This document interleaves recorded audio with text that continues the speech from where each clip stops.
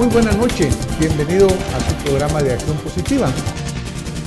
Este domingo es un domingo de preaniversario porque estamos transmitiendo hoy 24 de abril y el 25 de abril es una fecha, diría yo, histórica en Guatemala. Yo personalmente lo llamo el Día de la Dignidad porque fue el momento en el cual pues miles de guatemaltecos empezaron a llegar primero a la Plaza de la Constitución y luego a las múltiples plazas a lo largo y a lo ancho de nuestra querida Guatemala a expresar su molestia, a expresar su rechazo, su repudio contra lo que estaba sucediendo, contra lo que estaban haciendo con esta nuestra querida nación, que es tan noble, tan generosa, que tanto nos da, que nos da tantas cosas a los guatemaltecos. Y sin embargo, pues el gobierno que estaba en ese momento ocupando o detentando el poder, porque así se podía llamar, prácticamente estaba abusando del mandato que se le había hecho. Pero hubo un detonante, y ese detonante fue ese guatemalteco que llegó a sentir en su corazón el llamado de la patria y de repente, espontáneamente, sin que nadie convocara oficialmente, sin que saliera una figura, sin que nadie quisiera aprovecharse de ese movimiento, empezó a congregarse en la plaza y empezó a exigir que se respetara la soberanía que radica en el pueblo de Guatemala. Día de la Dignidad, así la llamo yo, aniversario.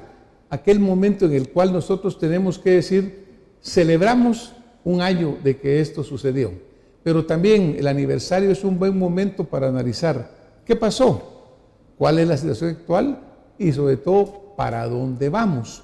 Para tratar este tema, pues me he permitido invitar a un buen amigo del programa, el doctor Marcio Palacios. Doctor, bienvenido. Muchísimas gracias, es un gusto estar aquí con ustedes. Para nosotros también, el doctor Marcio Palacios es director de la Escuela de Ciencias Políticas de la Universidad de San Carlos de Guatemala. Y doctor, recientemente tuve la oportunidad que no pude realizar de acompañarlos en el Paraninfo Universitario, allá donde los estudiantes de medicina íbamos antes a recibir nuestras clases y que se ha vuelto pues un centro cultural tan importante para la universidad. Y se presentó un libro que lo voy a poner en pantalla del doctor Virgilio Álvarez, La Revolución que Nunca Fue. Doctor, cuéntenos un poquito qué motiva este libro y cómo ve usted este aniversario que estamos celebrando hoy. ¿Qué ganamos? ¿Qué perdimos? ¿Qué pasó con ese entusiasmo patriótico y con ese corazón del guatemalteco gritando que quería cambios? Sí, fundamentalmente la gran pregunta de todos los guatemaltecos después de un año es ¿qué pasó? Y nuestro deber en este programa, gracias a su invitación, es tratar de abordar y explicar científicamente, desde las ciencias sociales, qué pasó. Primero, la gran expectativa de toda la población en el marco de las jornadas cívicas, de abril hacia agosto, fundamentalmente era, bueno, se está gestando en Guatemala una revolución democrática pacífica, esa era la gran expectativa. Y en el marco de esa revolución democrática pacífica, la población quería cambios. Cambios en el sistema político, cambios en la clase política, cambios en el sistema económico, etc. Y ahora diríamos las interpretaciones después de un año son varias. De primero, diríamos los grupos más conservadores del país dicen que, o sustentan que aquí hubo, diríamos, una gran conquista social. Que Guatemala, gracias a esas movilizaciones, pues logra derrocar a una vicepresidenta y a un presidente, lo cual, diríamos, es falso desde la evidencia empírica. No fueron las movilizaciones, en el fondo, las que incitaron y llegaron al tema de las renuncias. Segundo, un ejemplo a nivel mundial. Salió en las primeras páginas de los diarios, que efectivamente había sido, diríamos, un logro, una conquista y un logro social, y que esto era un ejemplo para todo el mundo. Tercero, que en medio de este año Guatemala, de manera específica, había sido laboratorio no solo para América Latina, sino ahora con lo que sale de Panama Papers, para todo el mundo, diríamos, para hacer estados, diríamos, vulnerables a que caigan debido a la corrupción. Cuarto, fue una revolución de colores. El primer sociólogo que anota esto es Mario Roberto Morales, una revolución de colores donde las redes sociales, el Facebook, el Twitter, juegan un papel importante en el tema de la manipulación de los intereses de ciertos sectores. Y de último, el tema de la revolución que nunca fue. Entonces, después de un año, ¿cuáles serían las grandes lecciones aprendidas para toda la sociedad guatemalteca? Ciertamente nosotros creemos que hubo una movilización histórica. A partir de las jornadas de marzo y abril del 62, no habían habido otras jornadas cívicas ciudadanas tan masivas como se registraron el año pasado. Y sobre todo espontáneas en el sentido que nadie precisaba ser el que convocaba. Y aquí aparentemente. Aparentemente. Sí. Ciertamente había un interés de un grupo empresarial, diríamos, un interés exógeno a través de diferentes embajadas de manipular, diríamos, la intención de la movilización. Hubo una movilización, sí, histórica, donde se logran, diríamos, cosas positivas, inéditas para el país después de un conflicto armado. ¿Qué se logra? Diríamos, hay un cambio psicológico en la población, fundamentalmente porque la población pierde el miedo, sale a la calle y se expresa. Hay un cambio, diríamos, antropológico porque se aglutina en torno al tema del rechazo a la corrupción, y un cambio sociológico porque, diríamos, la movilización es histórica.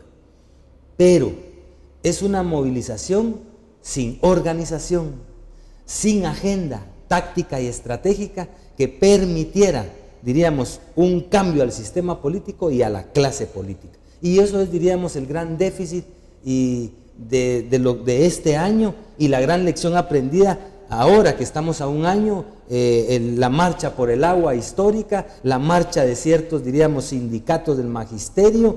Esto, diríamos, es la gran lección aprendida.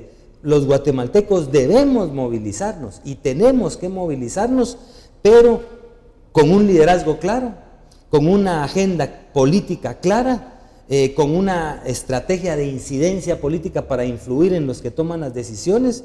Y se intentó a través de la Plataforma Nacional para la Reforma del Estado, que aglutinaba a 240 organizaciones y que fue un gran ejercicio de diálogo democrático con sus luces y sombras. Se intentó, se canalizó al Tribunal Supremo Electoral una propuesta que se volvió iniciativa de ley, pero eso fracasó.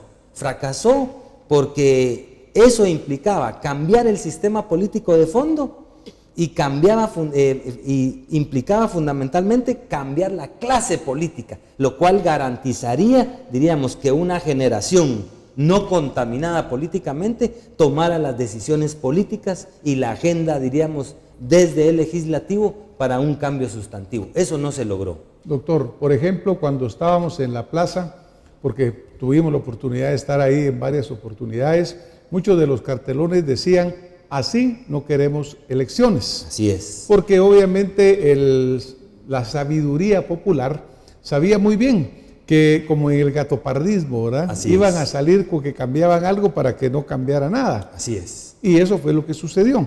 Por ejemplo, ahora, en vez de tener menos diputados, de 158, ahora quedamos en 160. Así es.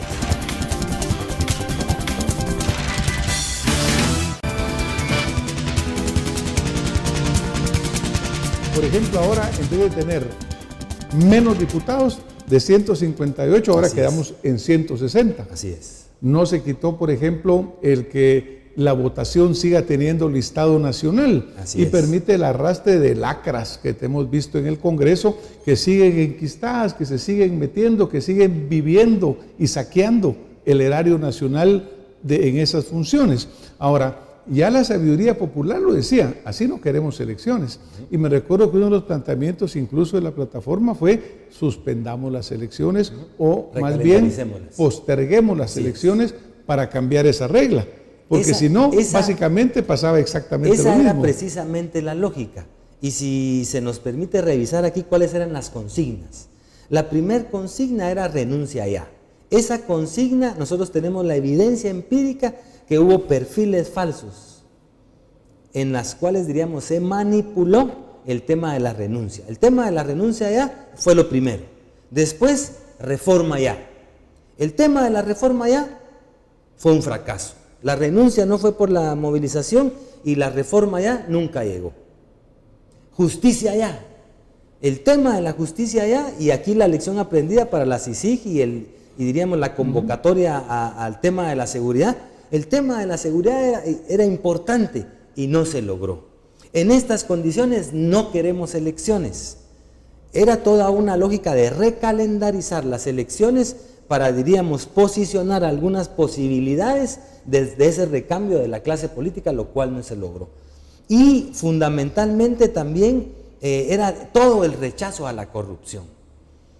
Ahí es donde entra, diríamos, la gran lección aprendida nuevamente para la población guatemalteca, porque no se logró ninguna, la renuncia fue por, diríamos, por un proceso claro, que ya venía sobre ellos, pero el tema de la reforma ya, de la justicia ya, de en estas condiciones no queremos elecciones, de Asamblea Nacional Constituyente, como algunos la absolutizaban desde la plataforma, eso no se logró. Y lo más, diríamos, penoso del caso, se quería a través de esta plataforma, de este movimiento, la reforma profunda o refundación profunda del Estado. Y eso se invisibilizó porque se satanizó ese espacio como un espacio, diríamos, peligroso, que quería la renuncia del presidente, y no era eso. Era, diríamos, la estrategia de aportar a una puesta en marcha de una reforma del Estado. Eso es, diríamos, lo que preocupa en este momento, porque en este momento claramente hay una convocatoria pública para hacer un diálogo nacional por el tema de la reforma, y ojalá la hipótesis que nosotros manejamos es de que el tema de la reforma a la justicia ya puede abrir espacios para ir cambiando la estructura, pero no nos olvidemos que lo importante en este momento es la refundación de un Estado anacrónico, fallido, tomado, a las espaldas, diríamos, de esos indicadores de salud, de educación, de vivienda. ¿Qué cambió entonces en un año? Pues si miramos diríamos, los flujos migratorios, van en ascendencia. Si miramos, diríamos, los indicadores macroeconómicos, la inversión pública, la deuda interna y externa va en aceleración. Si vemos, diríamos, la calidad de vida de los guatemaltecos está en detrimento.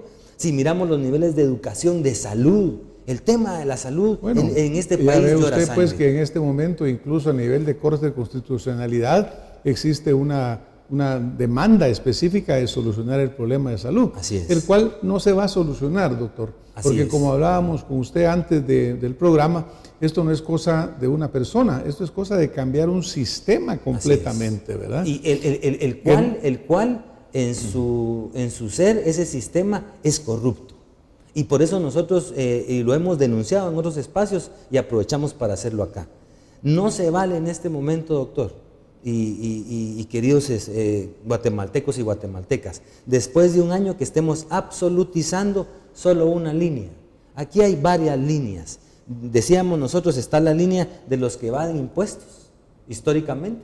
Está la línea de algunos malos efectivos del ejército y algunos efectivos del narcotráfico, que sería otra línea.